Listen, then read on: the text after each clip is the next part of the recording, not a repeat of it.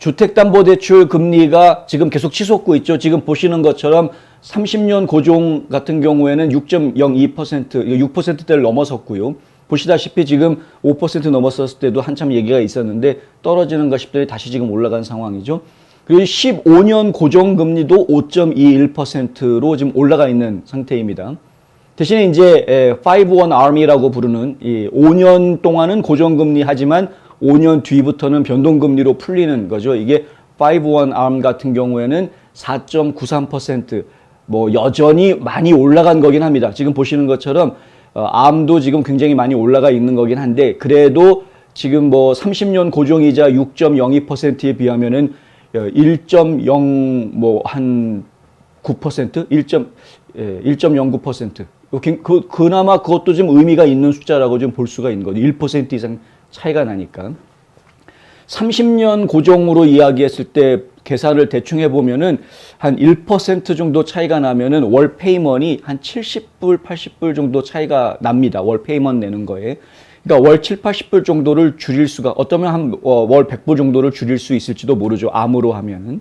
그래서 지금 많은 사람들이 주택값이 이렇게 쉽게 떨어지지는 않는 것 같고 조금씩 떨어지는 느낌은 있긴 하지만 그렇다고 해서 뭐 푹푹 떨어질 것 같지는 않고 그런데 지금 고정이자 30년 고정이자는 너무 이자가 많이 올라가 있고 그래서 어쩔 수 없이 지금 이제 선택적으로 이 암 상품을 이용한 5-1 암을 쓰게 되면 5년 동안은 일단 고정 이자로 적은 이자로 5년 동안 할 수 있으니까요. 근데 분명히 5년 정도 시간이 지나고 나면은 다시 이자율이 떨어질 가능성이 크다라고 보고 있는 거죠. 왜냐하면 두 가지 이유가 있을 수가 있는데요. 하나는 연준에서 지금 이야기하고 있는 전체적인 흐름이 뭐 정확한 이야기는 아닙니다. 근데 연준의 전체적인 흐름이 2023년 중반까지는 이자를 올리지만 그 이후에는 이자를 다시 낮추어서 어떻게든 지나친 고이자 때문에 경제가 너무 심각하게 나쁜 영향을 받지 않게끔 풀어주겠다라는 그런 흐름을 가지고 기조를 가지고 있기 때문에 많은 경제학자들이 그러한 것을 생각을 해서 결국에는 2023년이 지나고 나서 인플레이션만 잡히면 다시 이자가 떨어지지 않겠느냐. 기준금리가 떨어지면 모기지 이자도 같이 떨어질 수 있으니까요. 그래서 이제 그런 생각들을 이야기를 하고 있고요. 그러니까 뭐 한 2, 3년만 버티면 충분히 다시 이자가 떨어질 거다라는 기대를 가지고 있는 겁니다. 그래서 일단은 5년짜리로 하고 난 다음에 나중에 그러면 재융자하는 식으로 바꾸겠다. 이런 생각을 지금 가지신 분들이 있는 거고요. 두 번째 이유는 대통령이 바뀔 가능성이 매우 크죠.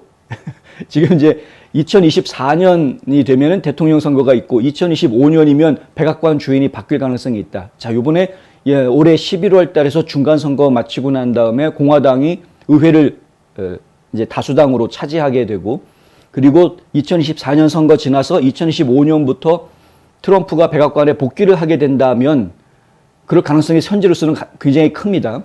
그러면 당장 2025년 적어도 뭐 2026년쯤 가면 충분히 경제가 안정이 되지 않겠느냐 이렇게 예상하시는 분들이 많죠. 더군다나 트럼프 전 대통령 같은 경우에는 부동산 기업가였기 때문에 그러니까 부동산 거래가 원활하게 될 수 있도록 여러 가지 정책들을 펼칠 것이다라는 기대가 상당히 커져 있습니다.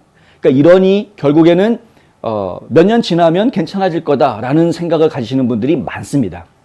이러한 영향 때문인지는 모르겠으나 어쨌든 지금 이제 5-1 ARM을 선택을 해서 일단은 조금 낮은 이자율로 주택을 구입을 하고 몇 년 뒤에 재융자를 기약하자 뭐 이런 이제 이야기를 하시는 분들이 늘어났다라는 거죠. 통계적으로 보면은 실제로 그런 사람들이 늘어났다라는 것인데 이 소식을 전한 그 월스트리트 저널 같은 경우에도 도대체 몇 명이 늘어났는지에 대해서는 뭐 정확하게 숫자를 딱 이야기하지는 못하는 그런 상황입니다. 이 5-1 ARM을 이용하는 사람들이 늘어났다라는 통계가 이 기사에 나와 있는 내용은 5월달 이야기가 나와 있습니다. 5월달 이야기가 나오면 사는 이야기가 예년 1년 전에는 5-1 ARM을 이용하는 사람이 5%가 안 됐는데 한 4% 정도밖에 안 됐는데 지금 올해 들어서 5월 달에 F5-1 ARM을 이용하는 사람 숫자는 퍼센테이지는 전체 융자의 한 10%까지 늘어났다. 작년보다 올해 들어서 2배로 더 늘어났다. 뭐 이런 정도의 이야기 하는 게 고작이고요. 지금 현재의 추세, 8월이라든가 적어도 7월, 8월 최근에 어떤 추세가 있었는지 이런 것들에 대해서는 숫자로 아직 집계가 나와 있는 것은 없는 상태입니다. 그렇지만 한 가지 확실한 것은 분명히 30년 고정 이자를 선택하는 사람보다 이 5-1 ARM을 선택하는 사람들이 점차 늘어나고 있는 것은 분명해 보인다 하는 거죠.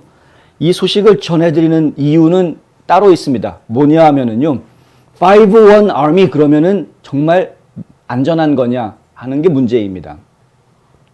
많은 분들이 기대하시는 것처럼 몇 년 뒤에 다시 경기가 좋아져서 기준금리가 낮아지고 모기지 이자율이 낮아지면 참 좋겠는데, 만약에 그게 안 되면 어떡하느냐는 거죠. 예를 들어서 지금 집을 사는데 4.93%로 5-1 ARM을 했다 칩시다. 이건 가정의 이야기입니다만은, 그럼 지금으로부터 이제 5년 뒤에는, 그러니까 2027년이 되겠죠. 2027년이 되면은 이제 변동이자로 바뀌게 되는데, 그 당시에 기준 이자로 바뀌게 되는데, 만약에 올해 말에 지금 시작이 되는 오일 쇼크, 유럽발 오일 쇼크가 있을 것으로 예상이 되는 상황에서 이 오일 쇼크가 영향을 굉장히 오랫동안 장기간 영향을 주게 된다면, 첫 번째 가정. 두 번째 가정은 중국이나 러시아가 지금은 또 사이가 다시 약간 거리가 멀어진 것처럼 보도들이 나오고 있는데, 이 중국이나 러시아가 단독이 됐던 혹은 힘을 합해서건 뭐든 간에 이상한 일을 벌려서 또 하나의 전쟁이 벌어진다면, 그럼 이제 그런 가정들을 저희가, 이게 아주 불가능한 시나리오가 아니기 때문에 이런 가정들을 안 해볼 수가 없는 거죠. 이런 식의 이야기들을 하게 되면은 이건 걷잡을 수 없는 얘기들이 벌어질 수 있습니다. 그리고 뭐 도저히 그런 일이 벌어질 거라고 생각은 안 하지만, 그래도 만에 하나 뭐 가상의 시나리오를 하나 얘기해 보자 그러면, 미국 내에서 뭐 지나치게 이 양극화가 너무 심해져 가지고 정말 내란이 벌어진다면, 미국 내에서 시민 시빌 워죠. 시빌 워가 만약에 벌어진다면, 그러면 이 이자율을, 이거는 뭐 심각한 문제가 생기겠죠. 그러니까 5년 지난 뒤에 세상이 어떻게 변할지 누가 장담할 수 있느냐 하는 겁니다. 결국은 지금처럼 불안한 정세에서는 어느 누구도 5년 뒤를 장담하지 못한다. 그렇다 보니까 선택을 할 때 좀 신중하셔야 된다라는 얘기를 하는 거죠.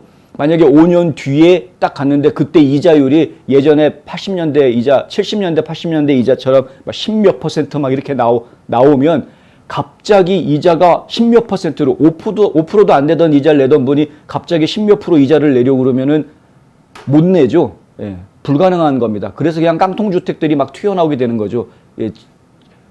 페이먼을 할 수가 없어서 차압당하는 집들이 이제 수두룩하게 나올 수 있는 이런 상황이 되기 때문에, 그런 리스크를 안고 이거를 하셔야 되는 거다라는 이야기를 지금 드리는 겁니다. 월스트리트저널 기사에서는 뭐라고 지적을 하고 있냐면, 현재 이 5-1 ARM을 선택하는 사람들의 상당수가 재정적으로 튼튼한 사람들이다라고 지적을 합니다. 그러니까 지금 어렵게 내가 버는 돈의 거의 뭐 절반 가까이를 모기지로 내는 이런 사람들이 아니라 아주 넉넉하게 버는 사람들이기 때문에, 이 넉넉하게 벌면서도 조금 더 아끼려고 이 방법보다는 이 방법을 쓰려고 하는 이런 사람들이 지금 암을 선택하고 있다. 이런 이야기를 기사에다가 써놓습니다. 월스트리트저널 맨 마지막 기사가 뭐였냐면, 어쨌든 집을 살 사람은 무조건 계산기를 돌려야 된다. 반드시 철저하게 계산해보고 사셔라. 라는 이야기를 하고 있는데, 지금 이제 이 5-1 ARM이 점점 많아진다라는 것은 사실은 부동산 시장이 불안해질 수 있는 요소가 될 수 있다라는 점을 저희가 좀 기억해 둘 필요가 있다. 어떤 면에서는 좀 더 집을 구입하시려고 했던 분들인데 조금 상황이 여의치 않은 분들이라면 오히려 좀 더 장기적인 프로젝트를 생각해 보시는 것이 하나의 방법이 좀 되지 않을까라는 생각도 하나의 옵션으로 해볼 수 있을 것 같다라는 말씀을 좀 드려 봅니다.